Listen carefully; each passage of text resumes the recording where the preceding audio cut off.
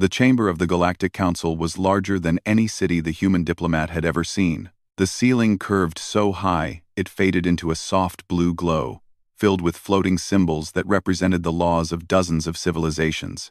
Long platforms stretched outward like spokes of a wheel, each one holding a delegation from a different species. Some were tall and armored. Others moved on tendrils or hovered in the air. Many of them were old, powerful, and used to being feared. At the center stood a single figure. The human diplomat was small compared to everyone else. He wore a simple dark uniform with no medals and no weapons. His hands rested calmly at his sides. His name was Elias Ward, and he had been sent alone. High above him, seated on a raised crystal throne, the alien princess watched with quiet interest. She was young by her people's standards, but already respected. Her silver eyes reflected the light of the chamber, and her long ceremonial mantle flowed behind her like liquid metal. She had attended many council sessions before, and most followed the same pattern. The strong spoke, the weak begged. She expected the human to beg. A low rumble passed through the chamber as the council formally acknowledged his presence. Ancient translators activated, converting every sound into shared meaning. "Representative of Earth," one of the elder counselors said, its voice echoing like stone grinding against stone. "You stand accused of repeated violations of interstellar boundaries, unsanctioned exploration, and political disruption. Explain why your species should not be sanctioned." Elias lifted his head. He did not rush to speak. He looked around the chamber, meeting the gaze of creatures who could crush him without effort. His heart was beating fast, but he did not let it show. "I am here to speak," he said calmly, "not to excuse ourselves, but to be understood." A few delegates shifted. Some laughed softly. The princess tilted her head. "That was unexpected." "You admit guilt so easily?" another council member asked, its eyes glowing red. "That is rare." Elias nodded once. "Humans make mistakes.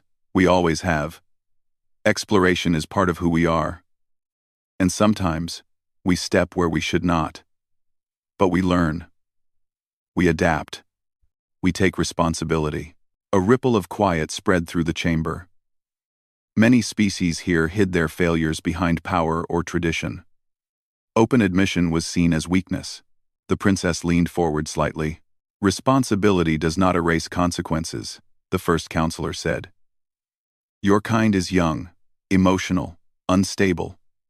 Why should we tolerate your presence among the stars?" Elias felt the weight of every word. He knew this moment would decide more than his own fate. Earth waited far away, fragile and small in the eyes of the galaxy, because, he said, "we are willing to stand here and answer you. Because we do not run from judgment." A sharp hiss came from one of the platforms. A massive armored being stepped forward. Brave words from a species that cannot defend itself against a real fleet. Silence followed. This was the threat everyone expected. Elias did not deny it. "We are not the strongest," he said. "We know that. But strength is not the only measure of worth." The armored being laughed openly. "Then what protects you, human? Hope?" "Hope." Elias met its gaze. Each other. The princess felt something stir in her chest. She had heard many speeches filled with pride and dominance. This was different. There was no boasting in his voice. Only truth. The council continued its pressure. Images appeared in the air, showing human conflicts, wars, burning cities, old wounds, displayed without mercy. "Your history is violent," a counselor said. "You destroy your own world. Why should we trust you with others?" Elias watched the images, pain flickering across his eyes. He did not turn away. "Yes," he said quietly. "We have fought each other. We still struggle with that. But every time we fall, there are humans who stand up and say, 'We can do better.' And we try again." "Trying is meaningless without success," the armored being said. Elias inhaled slowly. "Success is not perfection. It is choosing to protect life even when it is hard." The princess realized she was holding her breath. The council chamber grew tense. Several delegates whispered among themselves. The human was not reacting the way they expected. He was not pleading. He was not threatening. He was simply standing. "Do you fear us?" the first counselor asked suddenly. The question cut deep. Elias hesitated for half a second. "Yes," he answered. A wave of surprise moved through the room. "I'm afraid," Elias continued. "Anyone who stands here and says otherwise is lying. But fear does not decide our actions. It informs them." And the princess's eyes widened slightly. Among her people, admitting fear in public was shameful. Yet here was a human, admitting it openly without losing his resolve. The armored being stepped closer to the edge of its platform. "And if we decide to erase one of your colonies as punishment?" Elias's jaw tightened. His voice did not rise. "Then humanity will mourn," he said. "And we will remember. And we will protect our people wherever they are." "That sounds like a threat," the being said.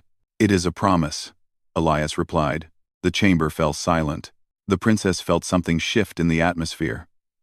This human was standing alone, surrounded by powers that could destroy his species. And still, he refused to bend his principles. She studied his posture. His hands trembled slightly, but his feet did not move. He was terrified, she realized, but still standing. "Enough," the first counselor said at last. "You will remain here while the council deliberates." Elias inclined his head. "Of course." As guards moved to escort him to a waiting platform, the princess continued to watch. She had expected arrogance or desperation. Instead, she had seen courage of a quiet kind, not the kind born from claws or fleets, the kind born from choice. As Elias was led away, he glanced once more around the chamber.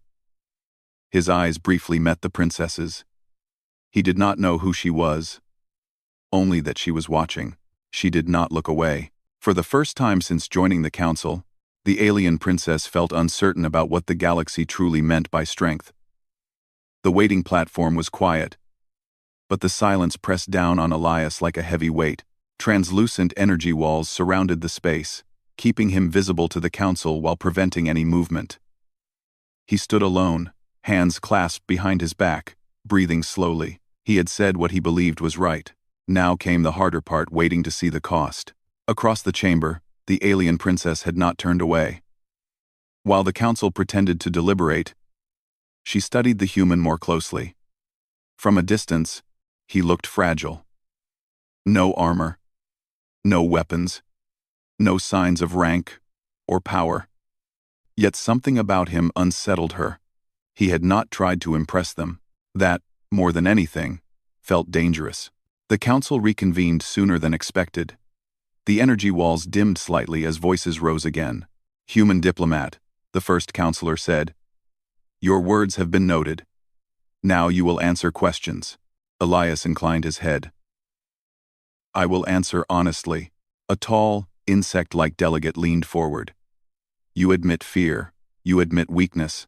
Why does your species insist on placing itself among powers far greater than itself?" Elias thought for a moment. "Because isolation has never saved anyone," he said. "And because cooperation is the only way the galaxy survives its own mistakes." A low murmur followed. Some delegates scoffed. Others listened. The princess felt a flicker of surprise. Most species joined alliances to gain protection or influence. The human spoke as if responsibility came with existence itself. Another council member activated a projection. Images of damaged stations and disputed star systems appeared. "Your explorers entered restricted zones," it said. "Your ships made contact without approval." "Yes," Elias replied. "And when we learned of the restrictions, we withdrew. We shared our data. We opened dialogue." "You should have known better," the delegate snapped. "We should have," Elias agreed. "And we are adjusting our protocols so it does not happen again." The princess narrowed her eyes. He was not defending mistakes. He was absorbing them. A massive reptilian warlord shifted on its platform, its presence dark and heavy. Words are easy, human. Sacrifice is not. Tell us, what has humanity ever given the galaxy? The question struck deep. Elias straightened. Lives, he said simply. The chamber went still. We have given rescue crews to disasters that were not ours. Elias continued. Medical aid to species we had never met. We have lost ships, answering distress signals that others ignored. The warlord's eyes gleamed. Stories. Elias shook his head. Records. At his gesture, the council's systems displayed human logs. Rescue missions. Evacuation efforts. Casualty lists. Names. The princess felt her breath catch. She had not expected evidence. These actions were not ordered by this council, the warlord said. No, Elias replied. They were ordered by conscience. A ripple of discomfort moved through the chamber. One of the elder counselors leaned forward. And if that conscience leads you into conflict, then we will face it, Elias said. But we will not abandon those who need help just to remain safe. The princess felt a strange warmth spread through her chest. Among her people, safety and dominance were sacred. Compassion was private, rarely discussed in halls of power. The council increased its pressure. Questions came faster, harder. What if aiding one species angers another? What if your presence destabilizes fragile regions? What if your emotions override reason? Elias answered each one without raising his voice. He acknowledged risks. He explained human safeguards. He admitted uncertainty. We do not claim to be perfect, he said again. We claim to be trying. The princess realized the council was testing him, pushing him toward anger or despair. Many diplomats broke under this weight. Some lashed out. Others begged. Elias did neither. Then the warlord leaned forward again, its voice cold. There is a human colony near the Varkesh border. Vulnerable. Exposed. If we decide your species is a threat, it would be unfortunate. The threat hung in the air like a blade. Elias felt it land in his chest. Faces flashed through his mind. Families, children, people who trusted him to protect them. He did not shout. If you choose violence, he said slowly, humanity will not forget. Not out of revenge, but out of duty to protect our own. The warlord's jaw tightened. You dare warn us? I dare tell you the truth, Elias said. We do not seek conflict, but we will not abandon our people to avoid it. The princess's eyes widened. He was drawing a line, not in anger, in resolve. Silence spread across the chamber again, thicker than before. The first counselor raised a hand. Enough, we will recess. The energy walls returned to full strength. The council platforms dimmed as delegates withdrew into discussion chambers. Elias remained standing. Only when the chamber quieted did his shoulders sag slightly. He exhaled, long and slow. From her throne, the princess could no longer remain still. Against tradition, she rose and descended from her platform. Gasps followed her movement. Royals did not approach unapproved delegates. She stopped several paces from the energy barrier. Human diplomat, she said. Elias looked up, surprised. He recognized authority instantly. Yes, he replied. You speak as if courage is a choice, the princess said. It is, Elias answered. Every day. She studied his face. Among my people, courage is strength without hesitation. Elias considered this. Then perhaps we define it differently, he said. For us, courage is acting even when hesitation exists. The princess felt something shift inside her. That simple difference changed everything. Do you believe your species will survive here? She asked. Elias met her gaze. Yes, he said. Not because we are strong, but because we do not give up on each other. For a long moment, neither spoke. Then the princess nodded once and stepped back, returning to her platform without another word. As Elias was left alone again, the weight returned, but so did something else. Hope. High above, the alien princess took her seat, her thoughts racing. She had come to this council believing power ruled the stars. Now she was no longer sure. And the council had not finished testing humanity yet. The council chamber had barely settled into uneasy silence when the alarms began. At first, they were soft pulses of light along the walls. Then the sound followed, deep, urgent, impossible to ignore. Delegates turned toward one another in confusion. This was not part of the schedule. This was not ceremony. Elias felt his heart jump. Something was wrong. A massive holographic display formed above the center of the chamber, showing a spinning star map. A neutral trade station blinked red near the edge of contested space. Data streams rushed across the image. Emergency transmission, an automated voice announced. Structural failure. Multiple hull breaches. Civilian population at risk. The council erupted into noise. Voices overlapped as delegates demanded clarification, argued jurisdiction, and assigned blame before understanding the situation. The alien princess rose slowly from her throne, eyes fixed on the projection. That station was known to her. It served dozens of species, including many without military protection. Elias stepped forward instinctively. "What caused the failure?" he asked. No one answered him at first. "Unknown," a systems delegate finally said. "Possibly sabotage, possibly internal malfunction." The reptilian warlord spoke, voice heavy with irritation. "Not our responsibility. That station lies outside our borders." Another delegate hissed agreement. Intervention could be seen as aggression. The princess felt a chill. Thousands of lives were blinking on that screen, reduced to political risk. Elias looked around the chamber. He saw hesitation, calculation, delay. "How long do they have?" he asked. "Estimated collapse in 3 standard hours," the system replied. 3 hours. Elias's mind raced. He knew human ships were closer than any major fleet represented here. Rescue teams were already on standby for border patrols. He also knew he did not have authority to act without council approval, but he also knew what delay meant. He took a breath and stepped fully into the center of the chamber. "Humanity will respond," he said. The words cut through the noise. The warlord's eyes snapped toward him. "You do not have permission." "I am aware," Elias replied. His voice was steady, but his pulse thundered in his ears. "But we have capability, and they have need." "You risk violating council law," an elder warned. "I risk that every day," Elias said. "This time, the risk is worth it." The princess stared at him. He was doing it again. Standing alone. "Your ships could be destroyed," another delegate said.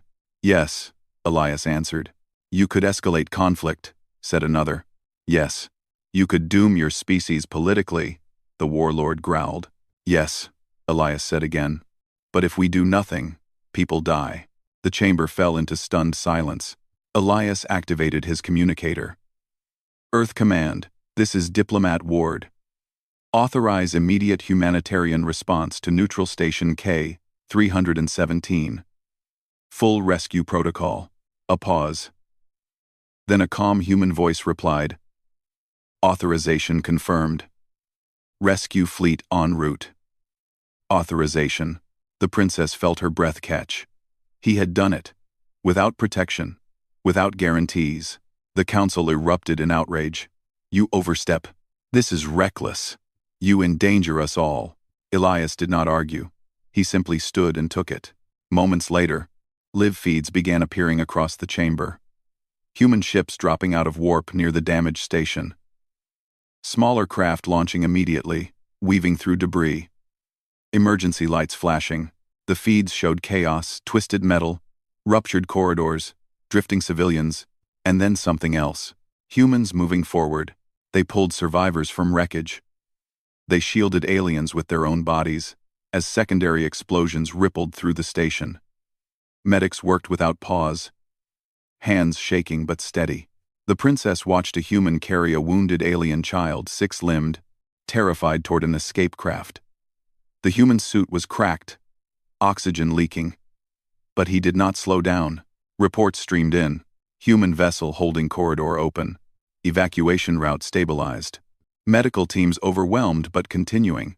Elias remained still, eyes fixed on the feeds. His jaw was tight, but he did not look away. An elder counselor spoke quietly. "How many of your people are there?" "Enough," Elias said. "Never enough." The warlord watched the footage in silence. Its claws flexed. A sudden explosion rocked one of the feeds. A human ship was hit by falling debris, its hull rupturing. The princess felt a sharp pain in her chest. "Human vessel requesting assistance," the system reported.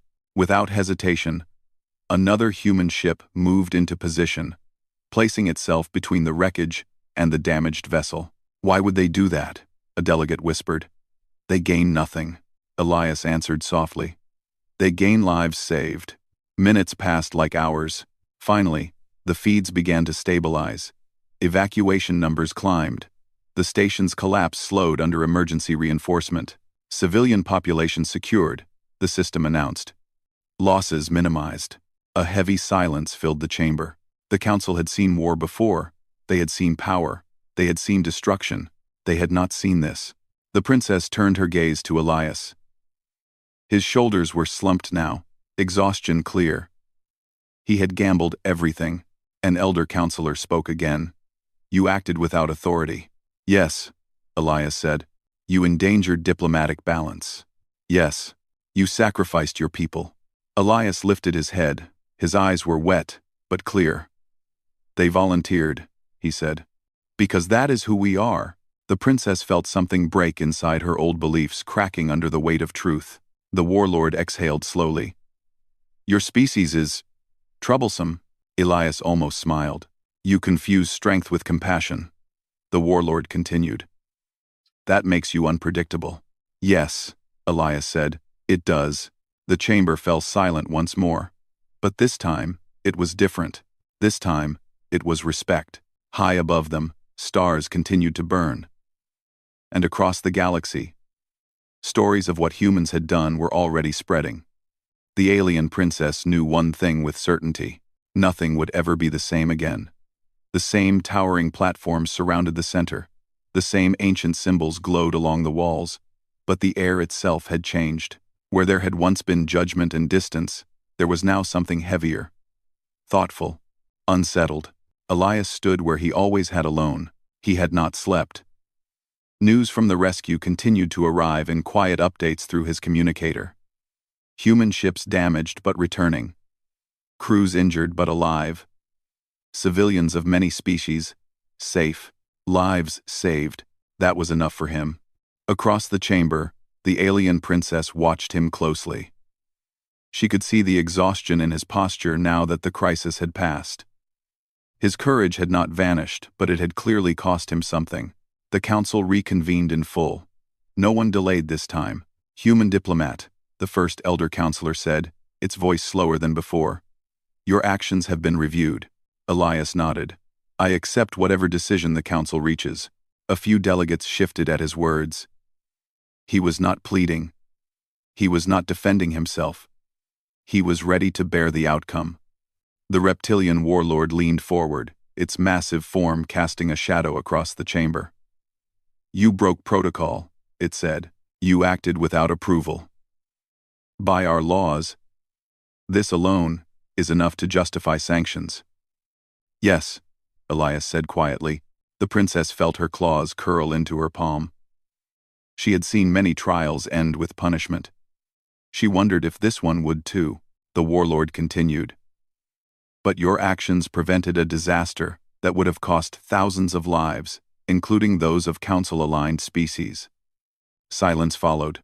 "Your intervention," the warlord said, "forced us to confront our own hesitation." Murmurs spread through the chamber. An elder counselor activated a projection. Images appeared, messages from across the galaxy. Survivors thanking human crews. Neutral worlds acknowledging human aid. Even rival factions sending restrained statements of respect.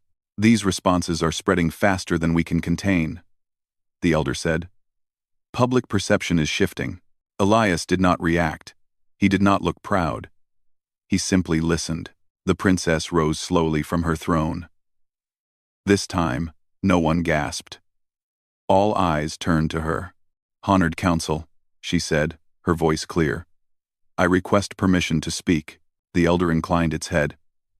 Granted. She stepped forward, her gaze never leaving Elias. We have always believed strength meant control. That power meant survival. But what we witnessed was something else. Over. She gestured toward the fading rescue images. The humans did not ask who those lives belonged to. They did not calculate profit or influence. They acted because they could not accept doing nothing. The chamber remained silent. That, the princess continued, is not weakness. That is resolve. Elias felt his chest tighten. He had not expected an ally, especially not one like this. The warlord studied her carefully. You would excuse his defiance? I would recognize its value, she replied. A species willing to risk itself for others does not destabilize the galaxy. It anchors it. The elder counselors exchanged low-frequency signals among themselves. After a long moment, the first counselor spoke again. Human diplomat Elias Ward, step forward. Elias obeyed. The council has reached a decision, the elder said. Humanity will not be sanctioned. A quiet wave of surprise moved through the chamber. Furthermore, the elder continued, humanity will be granted provisional equal status within the council, on the condition that your species continues to act with the responsibility you have demonstrated. Elias's breath caught for a brief moment. Equal status. It was more than he had hoped for. I accept, he said simply. The warlord gave a low, rumbling sound. Know this, human. Your kind has set a dangerous precedent. Elias met its gaze. We intend to live up to it. The council session formally ended. Platforms dimmed. Delegates began to withdraw. Elias remained standing, absorbing what had happened. His mission was complete, but the weight of it pressed heavily on him. As the chamber emptied, the alien princess approached once more. This time, she said softly, I wished to speak without barriers. Elias inclined his head respectfully. I'm honored. She studied him for a moment, then said, You changed how the council sees your species. I didn't, Elias replied. My people did. She nodded slowly. Still, it took courage to let the galaxy see them. Elias allowed himself a small, tired smile. Courage is easier when you're not alone. The princess felt something warm and unfamiliar settle in her chest. Will humanity remain? She asked. Yes, Elias said. We're not leaving. Good, she replied. The galaxy will need you. They stood in silence for a moment longer before parting ways. Hours later, Elias boarded the human diplomatic vessel waiting beyond the council station. As the ship prepared to depart, messages flooded in, welcomes, questions, cautious alliances forming. Humanity had not conquered the galaxy. It had earned a place within it. From her throne, the alien princess watched the human ship vanish into hyperspace. She knew stories would be told about this day, not of battles or fleets, but of a single human who stood unarmed before the galaxy and refused to abandon compassion. Far across the stars, on worlds that would never meet Elias Ward, the legend began to grow. Humans were not the strongest, but when lives were on the line, they were the ones who stepped forward. And the galaxy would never forget that.